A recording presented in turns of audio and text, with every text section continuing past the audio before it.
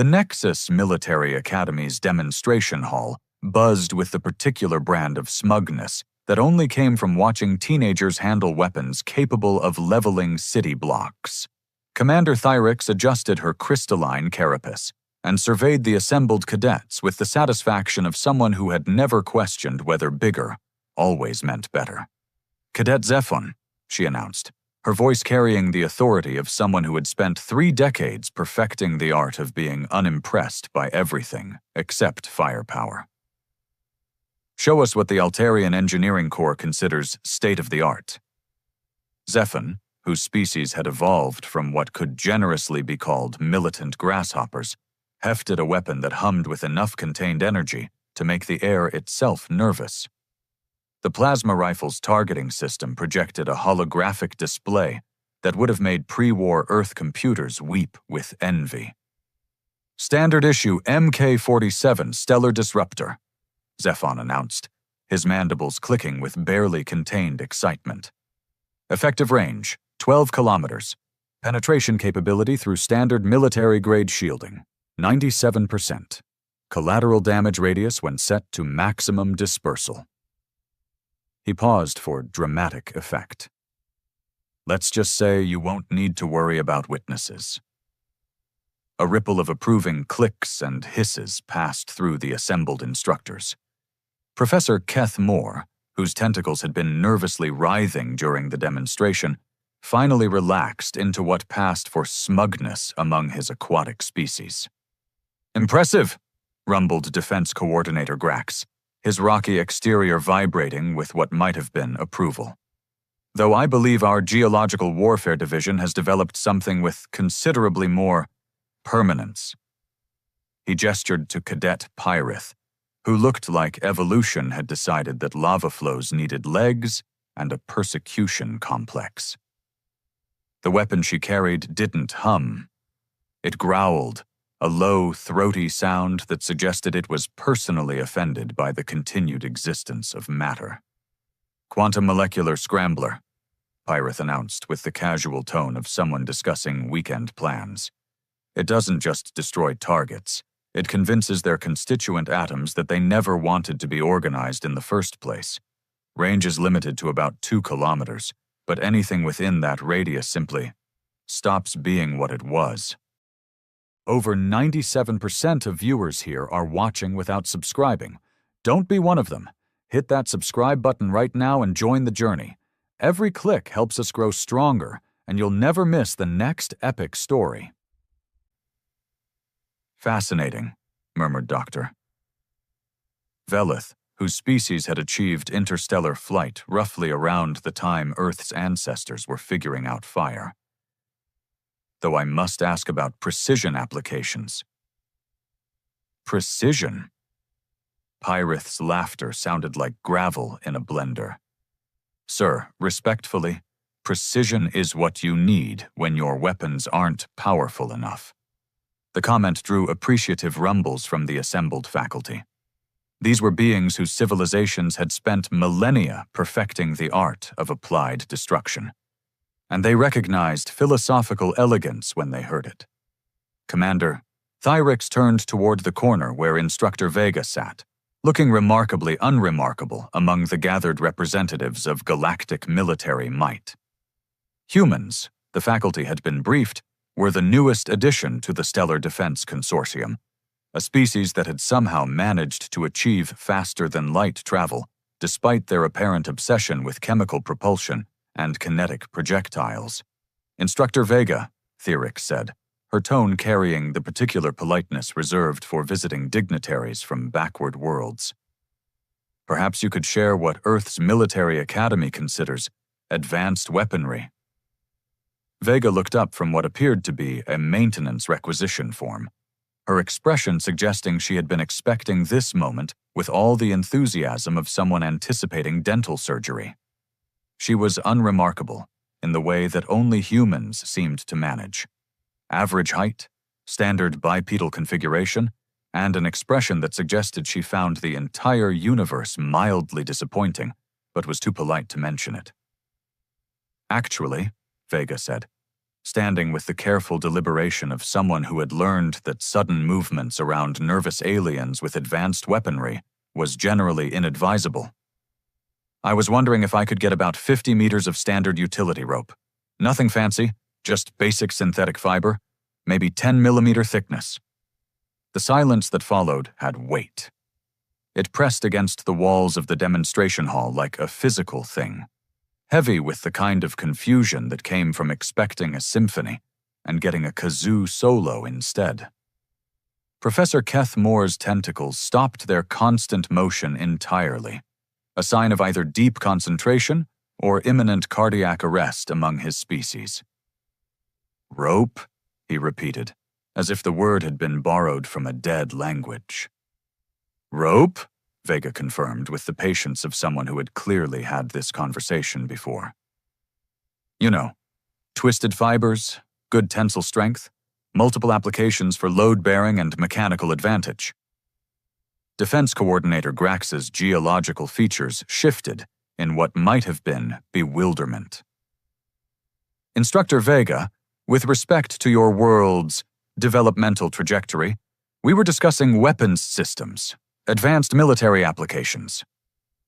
"Right," Vega nodded agreeably. "Rope." Cadet Zephon's mandibles clicked in what his species considered polite confusion. "Sir, I believe there may be a translation error. The human is requesting what appears to be a primitive binding material." "No translation error," Vega assured him. "Just rope.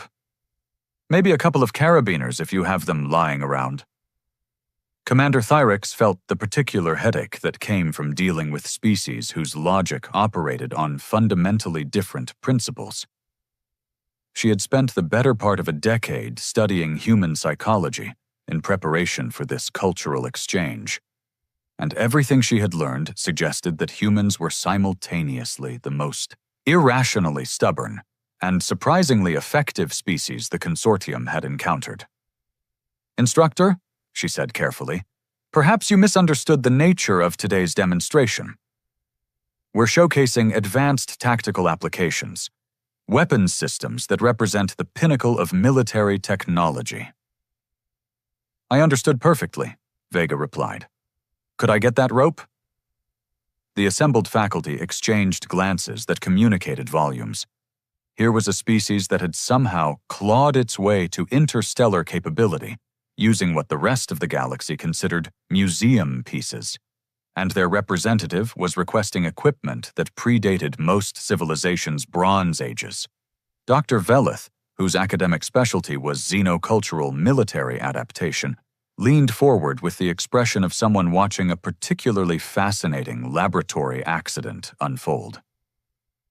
"Instructor Vega, I'm curious about the tactical applications you envision for rope." Vega's expression suggested she was considering whether to be helpful or just let them figure it out themselves. "Well," she said finally, "that would depend on the specific operational parameters. But generally speaking, rope is useful for things like mechanical advantage, vertical mobility, load distribution, emergency extraction, improvised structural reinforcement, and about 12 other applications that come up more often than you might think." "Vertical mobility?" Professor Keth Moore's tentacles began their nervous writhing again. "Are you referring to climbing?" "Among other things. But we have gravitic lifts, personal flight systems, teleportation matrices." "Sure," Vega agreed. "When they work." The comment landed with the weight of uncomfortable truth.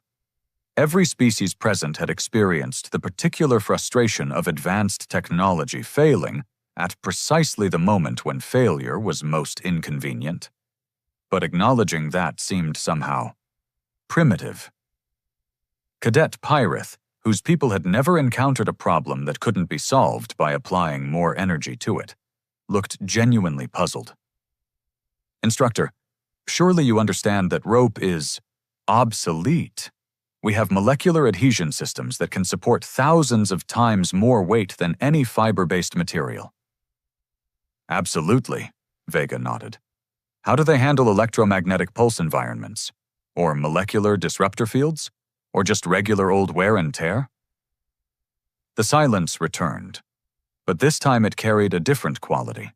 It was the silence of beings who had spent so long assuming their technological superiority that they had forgotten to ask what happened when that technology encountered something it wasn't designed for.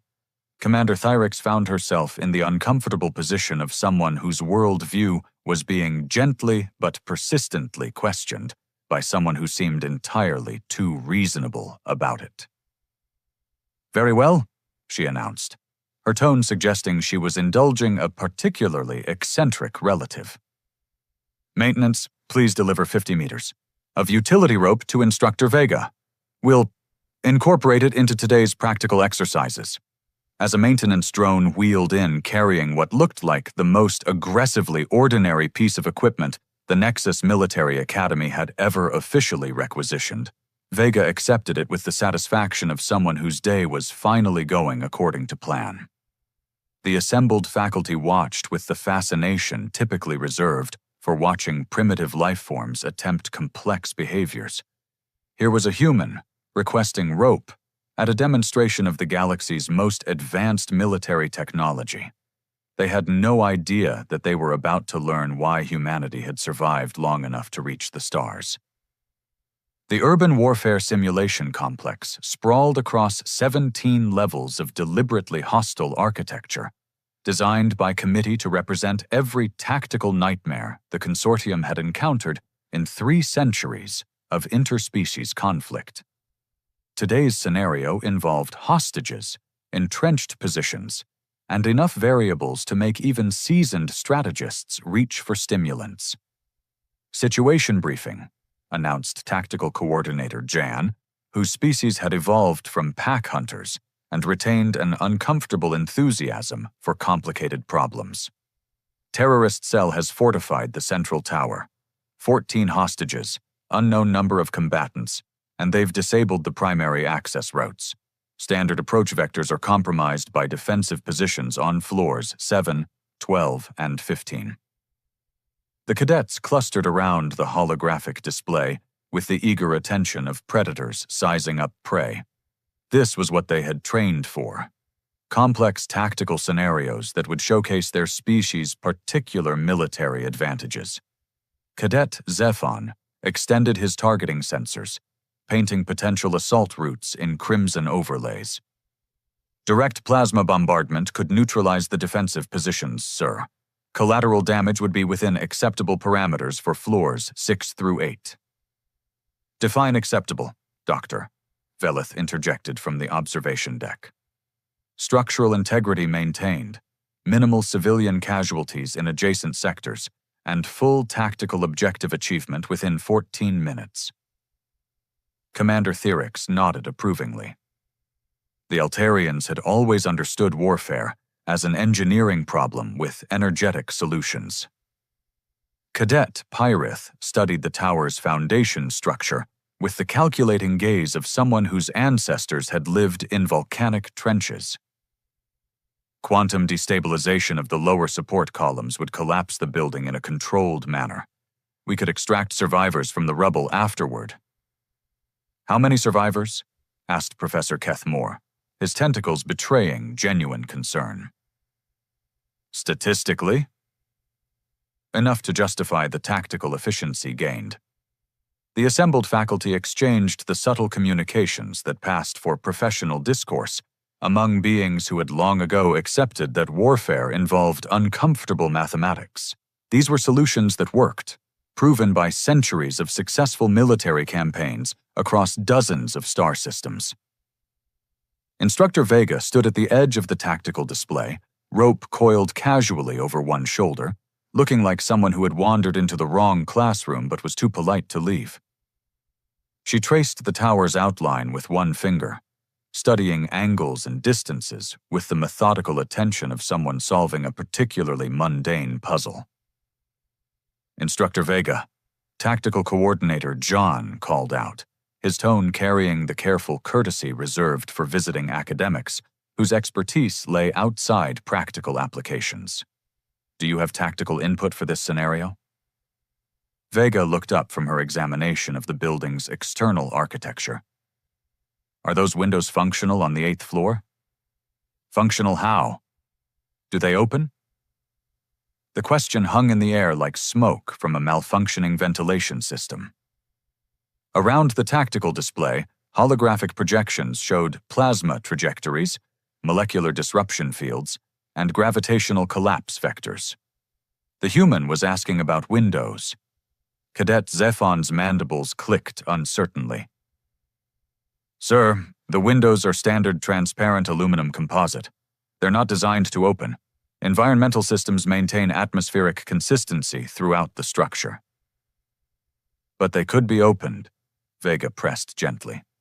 If someone needed them to be, well, yes, standard cutting tools, controlled explosives, or even sustained kinetic impact would compromise the seals. Vega nodded, as if this information confirmed something she had already suspected. She began uncoiling her rope, measuring lengths with practiced efficiency that suggested she had done this particular calculation many times before.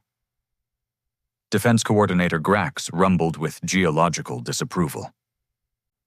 Instructor, I believe you're approaching this scenario from an unnecessarily elementary perspective.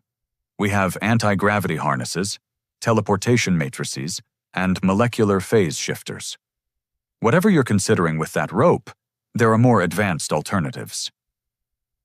Probably, Vega agreed, securing one end of her rope to a structural support with a knot that looked deceptively simple, but held with the tenacity of someone who understood exactly how much force it needed to bear. What happens when those advanced alternatives encounter active countermeasures? Countermeasures? Professor Kethmore's tentacles stilled with concern.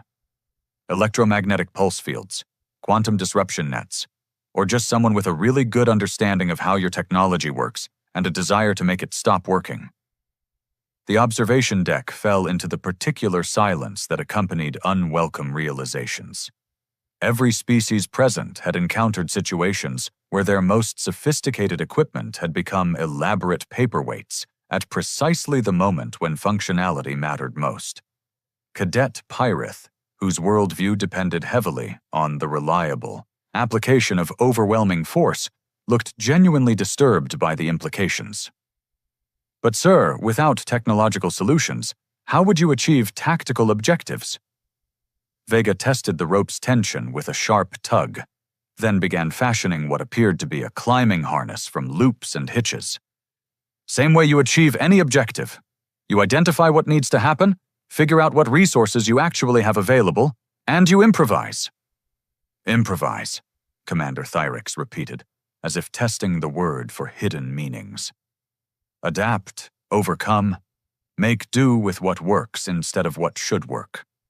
She secured the rope around her waist and approached the tower simulation, studying the external structure with the focused attention of someone who saw possibilities where others saw obstacles. The building's architects had designed it to be impregnable, using conventional assault methods, but they had never considered someone who viewed architecture as a climbing opportunity. Tactical Coordinator Jan watched with growing fascination as Vega identified handholds and anchor points that the building's designers had never intended. Instructor, even if you could scale the external structure, how would you neutralize the defensive positions? You're carrying no weapons. Who says I need to neutralize them? Standard tactical doctrine requires. Standard tactical doctrine assumes you need to fight everyone you encounter, Vega interrupted, beginning her climb with smooth, efficient movements that made the ascent look almost casual. Sometimes the best way to deal with an enemy is to go around them entirely. From the observation deck, the assembled faculty watched as the human proceeded to demonstrate climbing techniques that predated their civilizations by geological epochs. But there was something unsettling about the methodical way she moved, the calculated efficiency with which she navigated obstacles that had been designed to prevent exactly this kind of approach. Dr. Velith leaned forward with academic interest. Fascinating, She's avoiding direct confrontation with defensive positions by using approach vectors that our tactical analysis didn't consider viable. Because they're not viable, Defense Coordinator Grax protested. That climbing method is inefficient, risky, and completely dependent on physical capabilities that most species don't possess. Most species, Professor Kethmore observed quietly, didn't evolve on a planet where falling meant death and climbing meant survival. On the tower's 8th floor, Vega reached the window she had identified, produced what appeared to be a simple glass-cutting tool, and began creating an entry point with the patient precision of someone who understood that silent infiltration was often more effective than explosive assault. Cadet Zephin's targeting systems tracked her progress with growing confusion. Sir, she's bypassing all the defensive positions. The terrorists don't even know she's there. Precisely.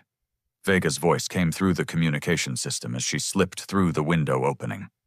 Now, while they're watching for your plasma bombardments and quantum destabilizations, I'm going to go have a conversation with them about releasing those hostages. The tactical display showed her moving through the building's interior, using maintenance shafts and service corridors that appeared on no military planning document, but existed in every structure ever built by beings who understood that buildings needed maintenance. Commander Thyrix felt her certainties beginning to shift in uncomfortable directions. Instructor Vega, this approach seems unreasonably dependent on variables outside your control. Everything's outside your control, came Vega's voice, now from somewhere near the terrorist positions. The difference is whether you panic about it or work with it. Through the building's internal sensors, they watched as she approached the hostage situation not with weapons or advanced technology, but with rope, basic tools, and what appeared to be an entirely different understanding of how problems got solved. The cadets stared at their sophisticated weapons with expressions suggesting they were seeing them for the first time and wondering exactly what they were supposed to accomplish.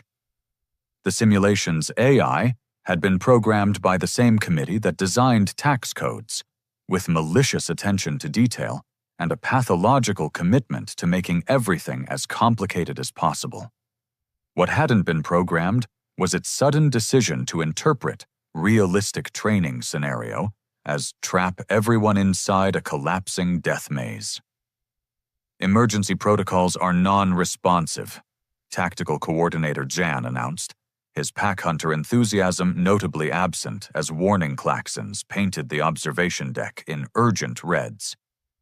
The AI has sealed all primary exits and activated full combat parameters. Through the monitoring screens, they watched structural supports buckle as the simulation's environmental systems went rogue.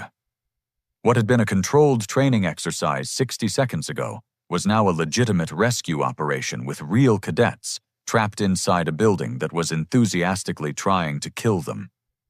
Commander Thyrix's crystalline carapace flickered through stress patterns as emergency readings cascaded across her displays.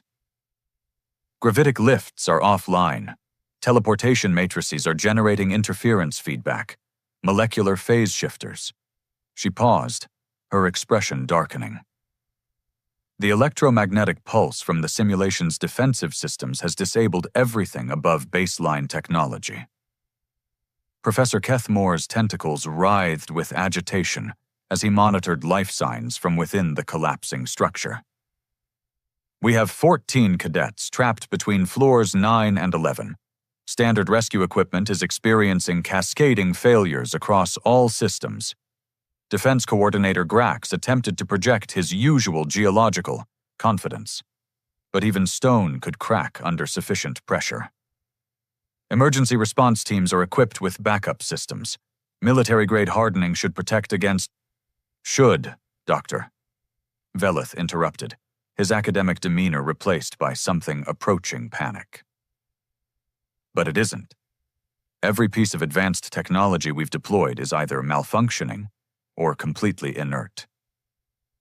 From somewhere inside the crumbling simulation, Vega's voice crackled through the communication system with the calm of someone who had encountered this exact problem before, and found it only moderately interesting. "Well, this is inconvenient. How's that rope holding up?" The observation deck fell silent except for the persistent wailing of alarms and the grinding sound of structural collapse. While their advanced civilization's finest rescue equipment experienced collective electronic nervous breakdowns, the human was checking on 50 meters of twisted fiber. "Instructor Vega," Commander Therix called out, her voice tight with the control that came from refusing to acknowledge how bad the situation had become. "What's your status?" "Fine. Rope's fine, too. I've got eyes on 6 cadets who are very much not fine, though. Looks like that quantum destabilizer demonstration earlier weakened some support columns more than anyone calculated." Through the internal sensors, the few still functioning, they watched as Vega moved through the chaos with methodical precision. While sophisticated rescue drones crashed into walls and anti-gravity harnesses plummeted like expensive rocks, she navigated debris fields using techniques that required nothing more complex than basic physics and stubborn determination. Cadet Zephon's voice joined the communication channel, carrying the particular strain that came from discovering that one's advanced targeting systems were now decorative accessories. "Instructor, we can't reach the other cadets. There's a structural collapse between us and their position, our equipment." "Is having a bad day," Vega finished. "Where exactly are they trapped?" "Sublevel access shaft, approximately 30 meters down from our position, but without lift systems or phase technology." 30 meters. Vega's voice carried the satisfaction of someone whose day had just become more interesting. "That's convenient. I've got exactly 37 meters of rope." Tactical Coordinator John watched the internal displays with growing comprehension and horror. "She's not seriously considering." They watched as Vega secured her rope to what remained of the building's structural framework, tested the anchor points with the methodical attention of someone whose life had frequently depended on knots, holding under stress, and then did something that made every advanced civilization represented in the observation deck question their understanding of reasonable behavior. She rappelled into a collapsing building to retrieve cadets whose own technology had abandoned them. "This is insane," Professor Kethmore whispered, his tentacles frozen in horrified fascination. "She has no backup systems, no emergency protocols, no technological safety nets." "She has rope, Doctor," Velith observed with academic detachment, "and apparently an entirely different relationship with risk assessment than the rest of us."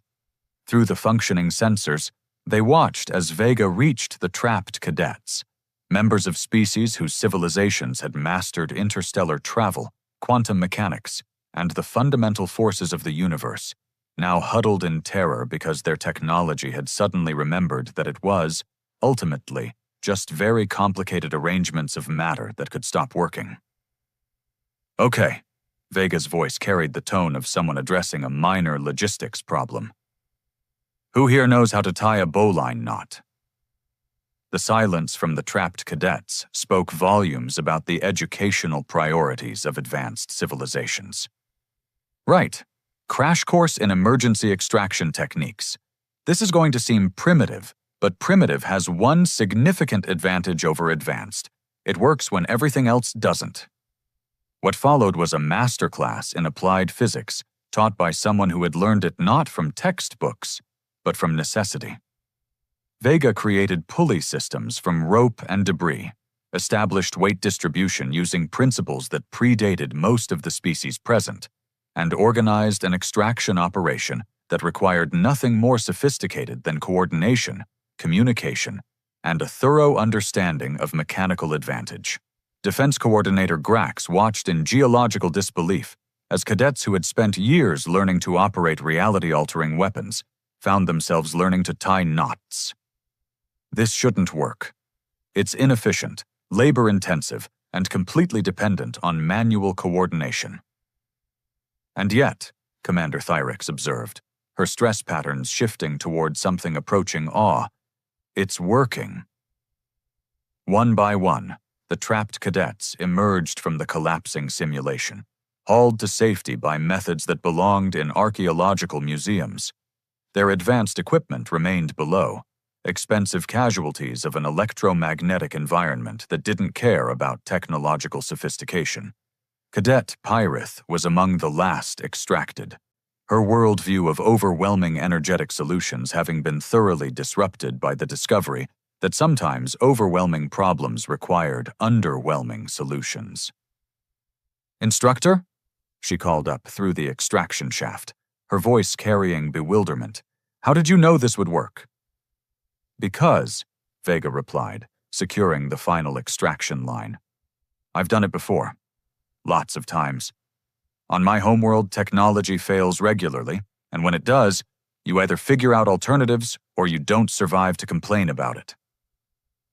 The communication channel carried the sound of structural collapse as the simulation finally completed its transformation from training facility to expensive rubble pile. But by then, every cadet was accounted for, extracted using methods that required no power sources, generated no electromagnetic signatures, and worked regardless of what advanced civilizations thought was possible.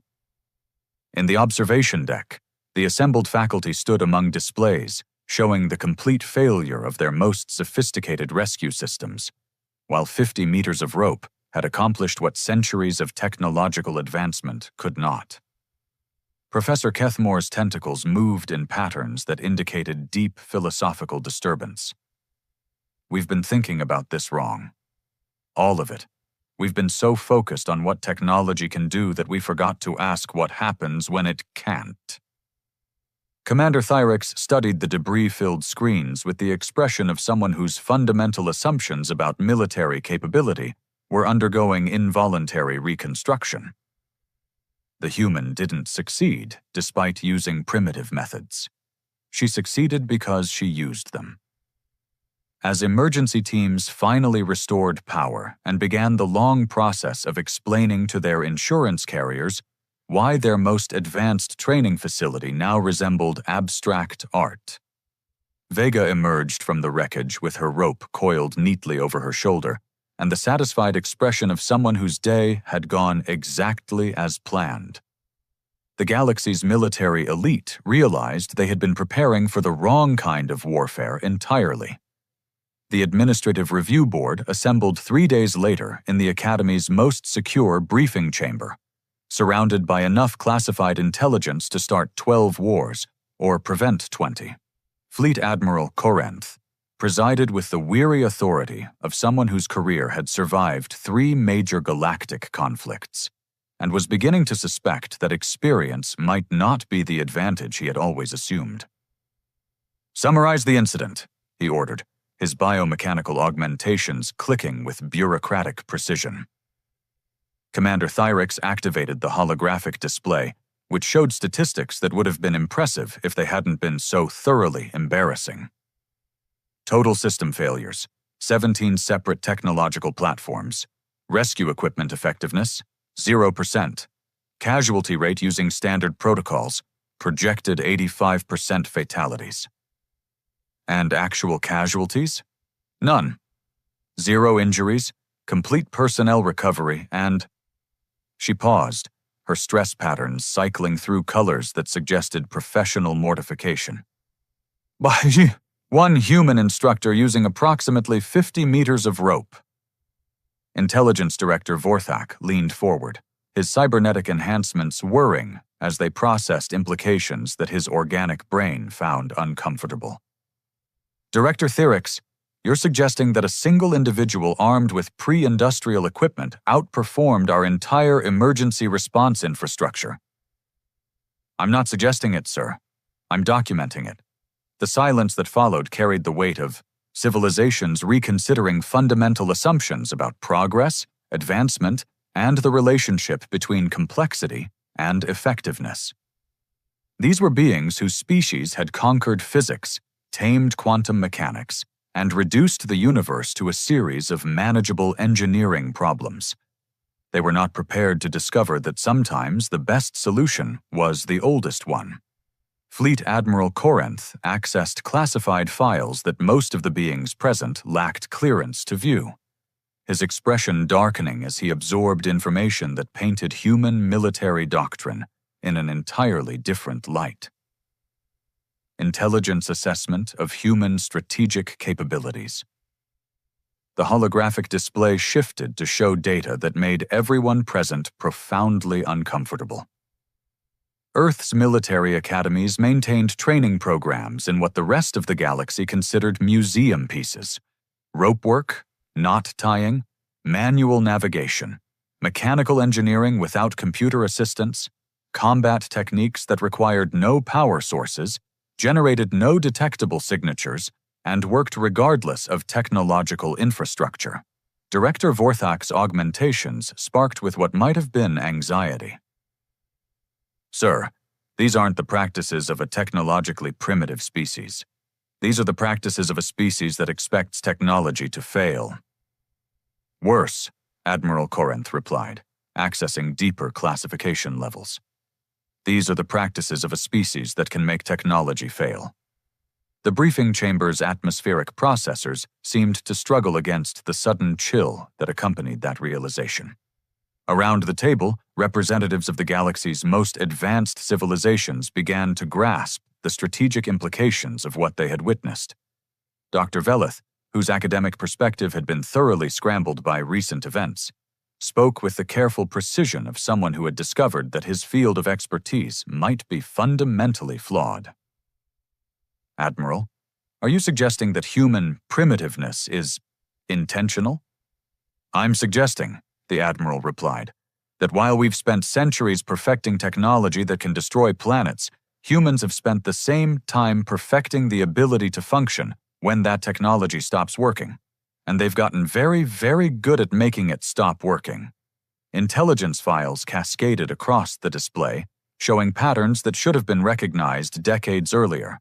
Human military contractors who specialized in electromagnetic pulse weapons, research facilities dedicated to understanding technological vulnerabilities, training programs that emphasized adaptability over firepower, a species that had achieved interstellar capability while maintaining what everyone else considered obsolete skills. Commander Thyrix felt her worldview completing its transformation from confidence to horror. They've been playing a completely different game. While we've been competing to build more advanced weapons, they've been preparing for environments where advanced weapons don't function. "It gets worse," Admiral Corinth continued, accessing files that carried classification levels most beings present had never heard of. Human space vessels carry what they call backup systems: manual controls, chemical propulsion, mechanical computers. We assumed this was technological conservatism. It's not. It's strategic planning for scenarios where our advanced systems become liabilities. The implications rippled through the assembled intelligence leadership like shockwaves through water. Every military engagement, every tactical assessment, every strategic analysis had been based on assumptions that humans were technologically inferior when they were actually technologically independent. Intelligence Director Vorthak's augmentations cycled through diagnostic routines as he processed the scope of their collective misunderstanding. "Sir, if humans can neutralize advanced technology while maintaining operational effectiveness through primitive methods, then every military advantage we think we possess disappears the moment they decide to level the playing field," Admiral Corinth finished, "and they've been preparing for that moment since before they achieved faster-than-light travel." The holographic display showed Earth's diplomatic missions throughout consortium space, cultural exchange programs, and academic partnerships that suddenly looked less like friendly cooperation and more like reconnaissance operations. Humans learning how every advanced civilization's technology worked, understanding vulnerabilities, and maintaining capabilities that no one else considered worth preserving. Dr. Veleth spoke with academic fascination, tinged by existential dread. They've been conducting the longest intelligence operation in galactic history, and we've been helping them do it. Commander Thyrix thought about Instructor Vega's casual competence, her methodical approach to problems that had paralyzed advanced civilizations, and her unsurprised reaction to technological failure. She knew the systems would fail. She was expecting it. More than expecting it, Admiral Corinth confirmed, accessing the final classification level. According to deep intelligence assets, human doctrine includes something they call assumption of technological hostility, the presumption that in any serious conflict, advanced technology will be neutralized through electronic warfare, and victory will depend on who can function effectively without it. The briefing chamber fell into the particular silence that accompanied the recognition of strategic checkmate. Every species present had spent centuries developing dependencies that humans had spent the same time learning to exploit. The galaxy's most advanced civilizations had become its most vulnerable, while the species everyone considered technologically backward had been playing an entirely different game. Intelligence Director Vorthak deactivated his augmentations and experienced the unsettling sensation of relying entirely on his organic brain for the first time in decades. What do we do with this information? Fleet Admiral Corinth smiled with the expression of someone who had finally understood why humans always seemed so quietly confident during diplomatic negotiations. We learn to tie knots, and we pray that they continue to consider us allies rather than targets. Outside the briefing chamber, maintenance crews continued cleaning debris from the Academy's destroyed simulation complex, while in workshops throughout the facility, advanced civilizations began the humbling process of learning skills their ancestors had abandoned millennia ago. Somewhere in the Academy's residential quarters, Instructor Vega was probably coiling rope and preparing for tomorrow's lessons, secure in the knowledge that her students were finally ready to learn what she had been trying to teach them all along, that the most advanced technology of all was the ability to succeed when everything else failed. The galaxy had spent eons perfecting the art of making war complicated. Humans had spent the same time perfecting the art of making it simple again.